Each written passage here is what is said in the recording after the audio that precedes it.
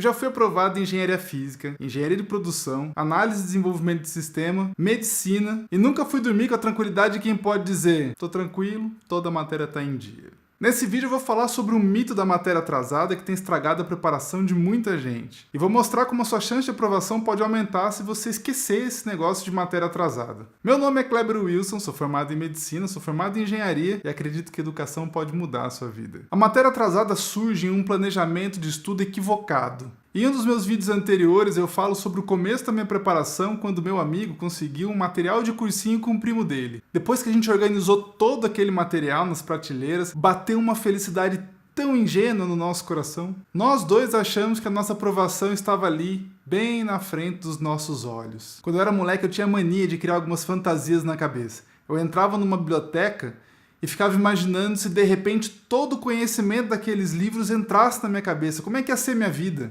Quando eu vi aquelas 35 apostilas de cursinho numa prateleira, foi inevitável. Veio na hora a ideia na minha cabeça. Se todo o conhecimento dessas apostilas estivesse aqui dentro, não ia ter pra ninguém. Pra mim o material era a linha reta até o meu sonho. Seria um mapa que eu podia confiar de olhos fechados, que me levaria do ponto A até o ponto B, que era a minha aprovação. Seria o responsável por me apontar o caminho da preparação, e seria a base do meu fracasso. Quando ingenuamente eu aceitei que o caminho até a minha aprovação era uma estrada reta, que cada pedacinho dessa estrada era um conteúdo daquele material, meu objetivo passou a ser completar esse material, achando ingenuamente que se isso acontecesse, eu seria aprovado. Essa ideia é muito tentadora porque torna as coisas palpáveis, mas ela é falsa. Se me perguntasse na época, eu diria que o meu grande objetivo era ser aprovado, mas a minha atitude todos os dias era seguir uma lista de conteúdos, passando um após o outro, até completar supostamente tudo que tinha que ser estudado. O que eu fui descobrir depois de um tempo é que isso não garante a aprovação de ninguém.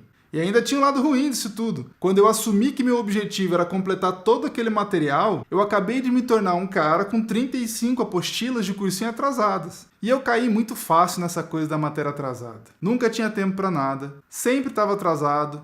Descansar passou a ser perda de tempo, sempre tinha culpa quando eu estava longe dos livros.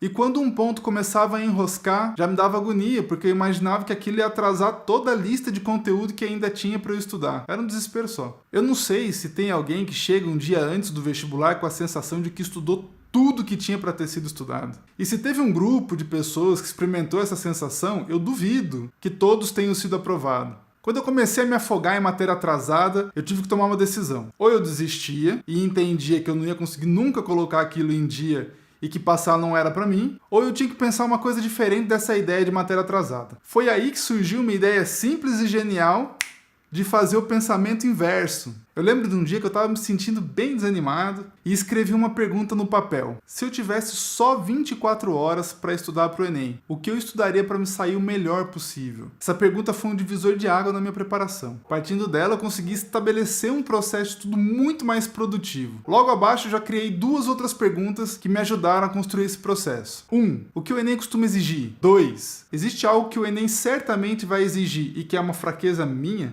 Depois que eu pensei um pouco nessas questões, eu comecei a ampliar o tempo. Tá bom. E se eu tivesse 48 horas só para estudar para o Enem? O que eu estudaria e como eu estudaria? Ampliei mais um pouco o tempo. Tá, e se eu tivesse só uma semana? Será que eu ficaria tentando ler o máximo de teoria ou tentaria fazer o máximo de questões? Quando você tem só 24 horas para fazer alguma coisa, você tem que fazer só o que é possível fazer e o que é mais importante ser feito. E por outro lado, a pressão diminui muito, porque o tempo é curto e você vai fazer o que dá para fazer. Quando a gente tem muito tempo, é incrível como a gente começa a socar um monte de coisa achando que tudo vai caber, e no fim não cabe nada. Eu vou fazer cursinho por 10 meses, vou estudar umas 18 horas por dia, fazer 240 exercícios na parte da tarde, vou assistir umas 20 videoaulas na parte da noite, e antes de dormir eu vou ler Dostoiévski para ganhar a cultura russa. Um dia depois de ter feito esse plano, você já é um amargurado profissional. Eu sou um vacilão sem futuro que não consegue terminar nada na vida. Não consigo cumprir um planinho que eu faço, coisa pouca. Todo mundo no cursinho fala de Dostoiévski, já leu 3, 4 livros, eu leio a primeira página já dá sono, começa a dormir. Vai passar onde? Desse jeito vai passar nada. Quando eu me forcei a pensar em 24 horas para me preparar para o Enem, eu fui obrigado a tirar todas as possibilidades insanas e colocar só o que era de fato possível. Quando eu comecei a ampliar o tempo, para 48 horas, uma semana, um mês, 2 meses, eu tentei manter a mesma lista de prioridades que eu tinha para as 24 horas e só estiquei no tempo. Eu tinha que descobrir o que a prova exige, quais eram as minhas fraquezas dentro daquilo que a prova exige e todos os dias trabalhar as minhas dificuldades. Ponto. Puf! Minha cabeça explodiu. Tava fazendo muita coisa errada nesse lance de seguir conteúdo por conteúdo e tentar garantir que qualquer coisa que caísse no exame eu teria condições de fazer. Tava errado. Tentando seguir essa lista de conteúdo ia ser muito mais difícil ser aprovado. Aquilo que eu estudei lá no começo ia virar pó 100 dias depois, eu não ia lembrar nada. E se fosse uma coisa importante pro exame, eu ia me dar mal. Não dava para seguir essa ideia bem tentadora de traçar uma linha e correr em cima dela até chegar no exame. Eu tinha que pensar um processo em que eu voltasse sempre nas coisas mais importantes ao longo do tempo que eu tinha de preparação. O caminho da preparação era muito mais parecido com um circuito de Fórmula 1 do que com uma rodovia que liga duas cidades. Imagina dois motoristas amadores. O primeiro deles dirige 430 km saindo de São Paulo até chegar no Rio de Janeiro. O segundo também vai dirigir os mesmos 430 km, mas ele vai fazer isso fazendo 100 voltas no circuito de Interlagos. Se depois dos dois dirigirem essas distâncias você olhar o painel do carro, você vai ver 430 em um e 430 no outro. A grande diferença vai ser notada se por acaso os dois forem disputar uma prova no circuito de Interlagos. Certamente, aquele que deu 100 voltas e percorreu 430 km dentro do circuito vai dirigir muito melhor do que aquele que saiu de São Paulo e foi para o Rio de Janeiro. Porque a característica da prova que eles iam enfrentar estava muito mais ligada à característica de treino daquele que fez 100 voltas. Se a gente considerar essa lógica do circuito, você sempre vai passar pelas mesmas curvas, mas cada vez que você passa por elas, você tem a chance de tentar fazer um pouco melhor. E fazer o Enem é como dirigir dentro de um circuito. Todo ano a gente vai fazer a prova e passar pelas mesmas curvas. Ter chegado a essa analogia me deu uma paz indescritível. Foi nesse momento que eu afastei os livros, peguei as provas e comecei a analisar profundamente as provas dos anos anteriores. O Enem baseia sua prova numa matriz de competências e habilidades que descreve o que ele espera que um aluno seja capaz de fazer com o conhecimento dele. Vou deixar o link da matriz de competências e habilidades oficial aqui no comentário desse vídeo. Para entender algumas partes que eu vou falar sobre esse vídeo a partir de agora, você vai precisar dar uma olhada nela. Aliás, se tudo der certo, você vai dar muitas olhadas nessa matriz de competência e habilidade do Enem. Essa matriz tem 30 competências e 120 habilidades. Nem todas elas têm o mesmo número de questões nas provas. Foi isso que eu descobri analisando quase 10 anos de prova do Enem.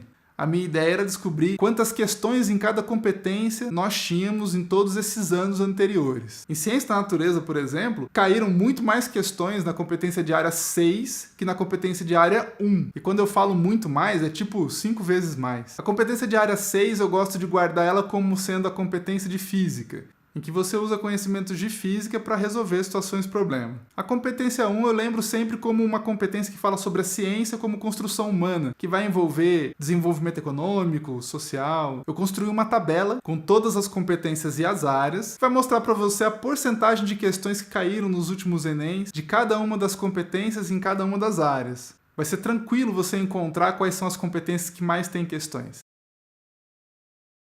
É fácil ver nessa tabela que na primeira coluna de linguagens, a competência de área 5 tem 21% das questões, o que é 4 vezes mais do que a competência de área 9, que tem 5%. O mesmo pode ser visto em natureza, quando a gente olha a competência de área 6, em matemática, a competência de área 1, e em humanas, a competência de área 6 também. Quando eu construí essa tabela, eu entendi que o meu estudo diário tinha que de alguma forma se parecer muito com essa tabela. Vamos supor que eu fosse estudar matemática e que eu tivesse só 24 horas para fazer esse estudo. O meu estudo deveria se concentrar nas competências 1 e 2, que são as que mais caem, e depois dar uma olhadinha na 6, talvez na 3. Não importa muito se eu tô perto ou se eu tô longe do Enem. O que importa é que se eu for estudar hoje, qualquer tempo, se eu for estudar 15 minutos e for matemática, eu vou começar estudando pela competência 1, que é a que eu sei que vai cair.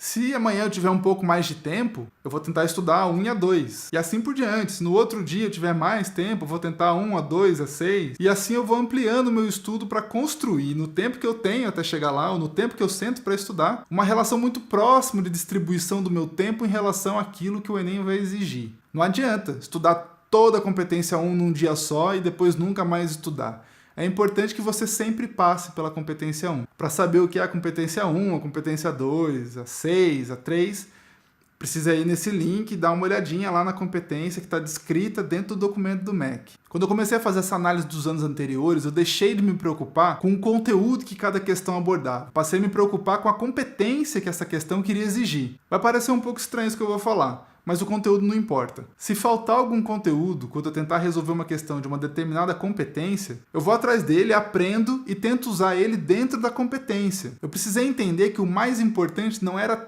ter o conteúdo, mas saber usar o conteúdo. E é a competência quem me diz como isso acontece. E é por isso que eu me preocupo quando eu falo sobre o Enem, em conhecer as competências e não o conteúdo, porque é ela que vai me dizer como o Enem espera que eu use o conteúdo para resolver as questões. Esse é um vídeo super importante, eu já queria muito fazer ele para o canal, porque eu entendo que esse é um dos pilares principais de qualquer preparação para o Enem. Se você gostou, vem no gostei, e se você tem aquele amigo fissurado em conhecimento, manda esse vídeo para ele. Valeu!